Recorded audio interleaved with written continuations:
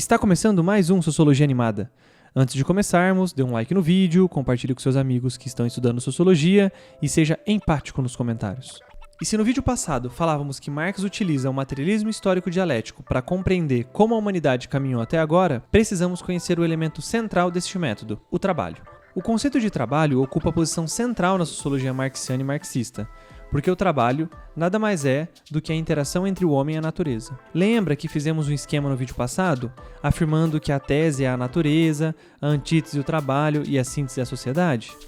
Então, o trabalho, na teoria marxiana, funciona como uma negação da natureza, pois a transforma, a extrapola e a modifica de acordo com os interesses humanos. Assim sendo, trabalho para Marx é toda ação humana sobre a natureza, guiada por uma necessidade, com dispêndio de energia, pode ser considerado trabalho. Sendo assim, sem trabalho não existiria sociedade, trabalho e muito menos história. Dessa noção essencial do trabalho na construção da história humana, decorre a seguinte perspectiva: a sociedade não determina o indivíduo e nem o indivíduo determina a sociedade. Não podemos dizer que há um peso somente em um dos polos. Para Marx, indivíduo e sociedade se relacionam e se constroem simultaneamente. Uma frase resume bem a sua compreensão. Os homens fazem a história, mas não a fazem como a querem, eles fazem sob condições herdadas do passado.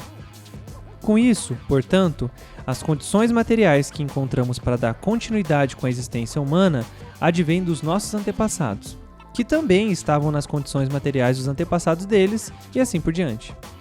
Tudo isso, para Marx, é possível perceber quando voltamos os nossos olhos para o trabalho, e ele é visto através da compreensão materialista histórica dialética da história. Portanto, é com a produção da vida material que temos que nos preocupar, pois é isso que condiciona todas as outras esferas, social, política, intelectual, cultural.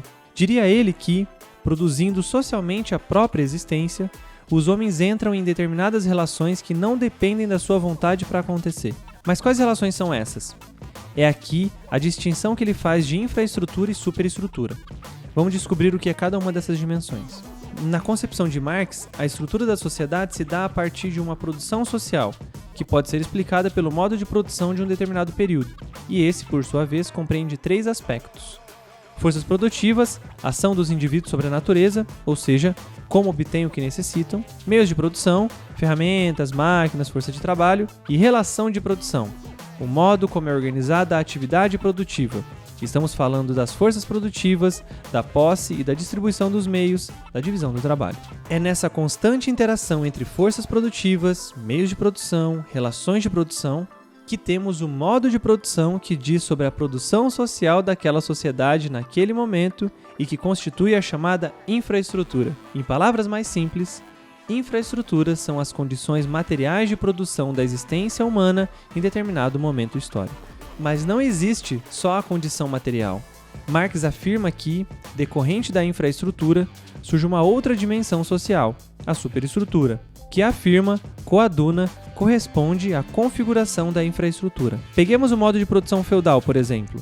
Sabemos, através dos livros de história, que o feudalismo é um momento na sobrevivência humana na qual a servidão era a relação de produção hegemônica, e trazia em seu seio o trabalho braçal e os maquinários para trabalhar no solo.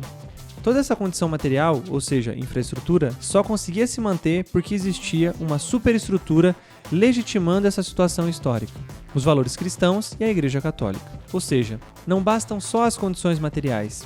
Dessas condições, surge uma outra dimensão, não material, que legitima e sustenta essa condição. Um outro exemplo para simplificar.